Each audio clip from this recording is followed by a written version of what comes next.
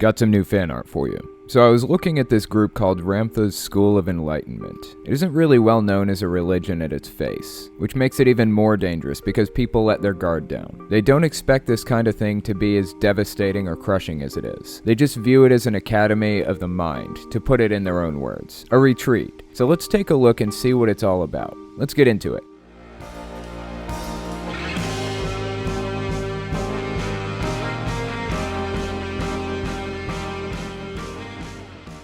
So what exactly is Ramtha's School of Enlightenment? Personally, I become instantly suspicious when I hear enlightenment. It sounds too wooey for my taste. In their words, it's an academy of the mind that offers retreats and workshops to people of all ages and cultures. They use the latest quote-unquote neuroscience and quantum mechanics combined with ancient wisdom to teach people how to access extraordinary abilities of the brain. Here's my first major hang-up. People seem to think that groups from thousands of years ago had some kind of special knowledge that we don't have today. Some special insight into the world that was lost. I just want to say on the record that ancient Egypt was really good at architecture, but we're better with architecture than ancient Egypt could have possibly ever been. They dug up giant pieces of rock and built pyramids out of them without the aid of the wheel. That is absolutely amazing. It's baffling how they managed to do that, but we have the aid of the wheel now. We have the aid of steel and so many other tools that they didn't have. We have skyscrapers that reach 2,700 feet in the air, not to mention how narrow they are in proportion to their height. Most pyramids are under 1,000 feet tall. I think one or two are just barely over 1,000. So even in architecture, claiming that ancient people were more skilled or knowledgeable about the world around them than we are today is just factually wrong. It's just woo that's pushed to people to make them think you have secret information that nobody else has, and they have to come to you to get it. This group also likes to say Ramtha's teachings are not a religion. They offer a unique perspective to the mysteries of life. Obviously, they aren't just offering another perspective. They're at the very least heavily implying they have some information that you don't have. And if you don't come to them, you'll never accomplish what they're saying they can do for you. The home campus sits on 80 acres of land in Yelm, Washington. It's fenced in and it's only accessible to staff and quote-unquote students, not open to the public. But you know who else calls people students? Heaven's Gate. And you know who else? Jehovah's Witnesses. They call themselves Bible students. Frame it in an academic way so people are more likely to think what they're telling you is factual. They have RSE coordinators, aka Ramtha School of Enlightenment coordinators, in 37 countries, plus the US. The US's coordinator is Ramtha herself. Yeah, she's female. I totally thought it was a dude at first. I don't know why. Probably because lots of these groups get started by males, oddly enough. Her real name is Judy Zebra Knight, or JZ Knight, spelled Knight, but she was born Judith Darlene Hampton. When you think about it, males are a lot more likely to commit violent crimes. Just for funsies, let's take a look at some of the statistics real quick. According to the FBI, males constituted 98.9% of people arrested for forcible rape, 87.9% of people arrested for robbery, 85% arrested for burglary, 83% for arson, 81.7% for vandalism, 81.5% for motor vehicle theft, 79.7% for offenses against family and children, 77.8% for aggravated assault, and here's where it starts getting interesting. Males only made up 58.7% of the people arrested for fraud,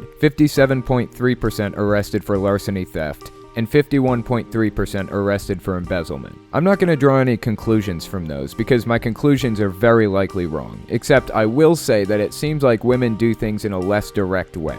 I don't know. Even that could be wrong. It's just how it looks based on the statistics. Anyways, they also have an interesting policy regarding children. Get ready. It isn't actually as bad as some other groups' policies on children, like the 12 Tribes or Children of God. But here's RSE's policy. Children 5 and under may attend most groups at no charge. Children 6 to 17 may attend most events at a 50% discount, but they're required to attend a beginning event and advancing workshop to become current and to continue with future events. Parents have to sign a binding legal document stating that children are given express permission to attend the school and have it notarized while also providing the child's birth certificate and documentation or ID proving their relationship to the kid. There are a lot more rules to it, but those are the primary and most concerning ones. In 2008, Jay-Z Knight earned over $2.6 million from sales alone. They officially started in 1988. I tried finding population data on him because that's always interesting, but it's really hard to find. I couldn't find a word about it, but it's reasonably large. Like I said, they have a presence in 38 countries. So about the leader, Ramtha, or Jay-Z Knight. Ramtha is actually channeled through Jay-Z Knight, who began publicly channeling Ramtha in 1979, apparently. It seems like a totally likely story, and I buy it 100% with zero reservations. Jay-Z Knight was born in Roswell, New Mexico in 1946. For you conspiracy theorists out there, don't get excited. I don't think there was any kind of alien crash landing in Roswell in 1947. I think it was a lot of drama over nothing. One of these days I'll talk about that whole event on my science channel. Anyways, Judy says the spirit of Ramtha first came to her and her husband at the time in the kitchen of their trailer in Tacoma in 1977.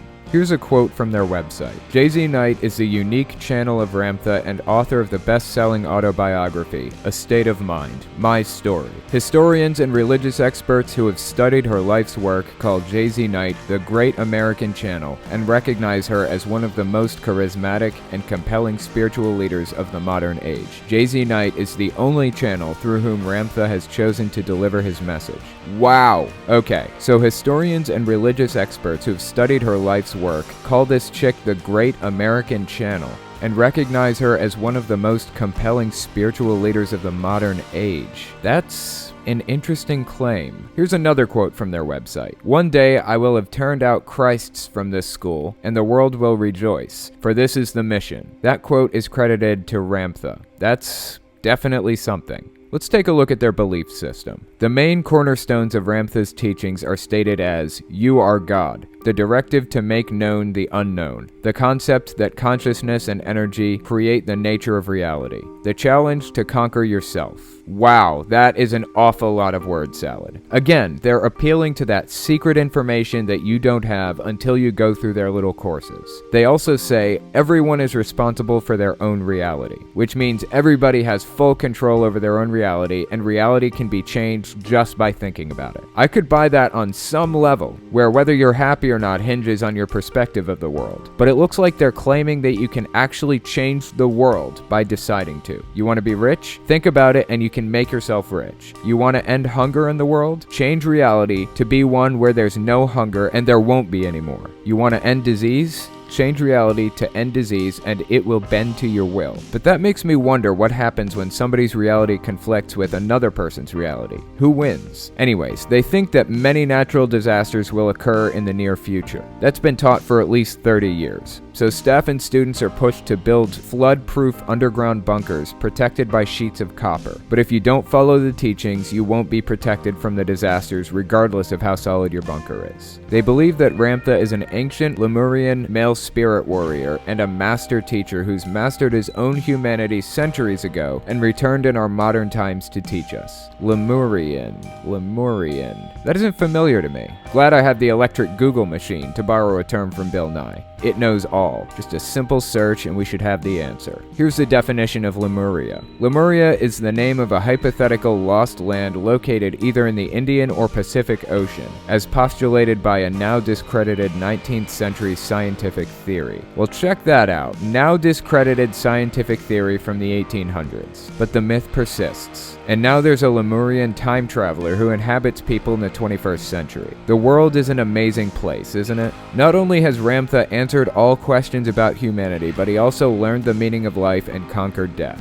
Seems legit. A former member named David McCarthy talked about a specific teaching that isn't mentioned on any official school materials. He said he was constantly terrified by the idea that lizard people would eat him, and that kept him obedient and tied to the school. He said in the 1990s he was taught that the ancient figure Jehovah would return to Earth in a spaceship along with several lizard people. These lizard people would feast on the humans who didn't fall under Ramtha's protection. McCarthy said, "A lot of people deny these things ever happened because this teaching and others were only taught to Ramtha's inner circle. They say these are sacred teachings that outsiders wouldn't understand."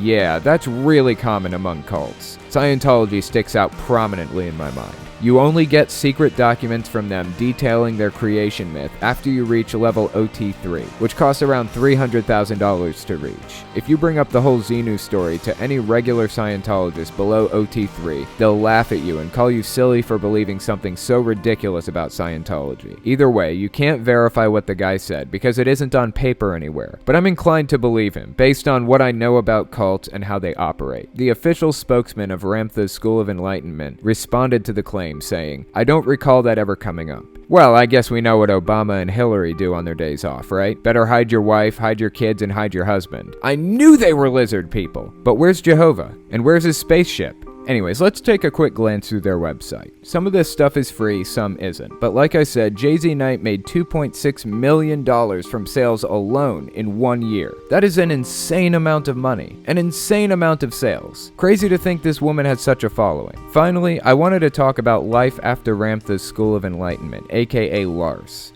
It's a group formed by past students of the school who believed they were brainwashed. And I'd say they're right. They claim the school used classic cult-like activities and fear-based teachings to foster obedience from students. That is a trademark sign of a cult. But I think the group is reasonably small, and I'm not sure if they're still active because I couldn't find any mentions of them beginning in 2007 and ending in 2012. Kind of a shame. I hope they're still around. The group held public meetings speaking out against and trying to warn people about the School of Enlightenment. An ex-Scientologist attendee wrote an article about the extreme similarities between the two groups. Here are some of the most glaring similarities between Scientology and RSE. 1. Management pressuring members to spend big bucks for training, even if it means going into debt. 2. Group leadership claiming to have unique and powerful teachings that you can't find anywhere else. 3. Confinement. During RSE training events and retreats, the gates are locked and participants are allowed to leave only for medical emergencies.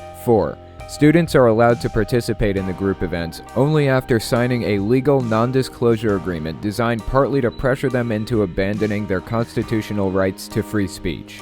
5. Members are not allowed to question or challenge the teachings. 6. Members or customers are recruited with promises of achieving psychic abilities. And 7. If you don't achieve those abilities, then it's never due to the teachings. It's the student's fault. Those are quoted from an ex-Scientologist forum post that I'm putting in the description if you're interested. Anyways, it's an odd group, and like most cults, it's destructive. It sucks people dry and leaves them scared shitless that the world is coming to an end any moment, and that the leader is the only one with the answers they need to survive. It's toxic. Maybe one day we'll see it die off, like other cults. Just have to keep talking about them. And in my eyes, the ones that are less known are the most important to talk about because they have fewer critics. Okay, that's all I've got for you. Follow me on Discord, Patreon, and all social media. Check out my science channel, which is growing fast. And check out my podcast. As always, links are in the description. Thanks for watching, guys.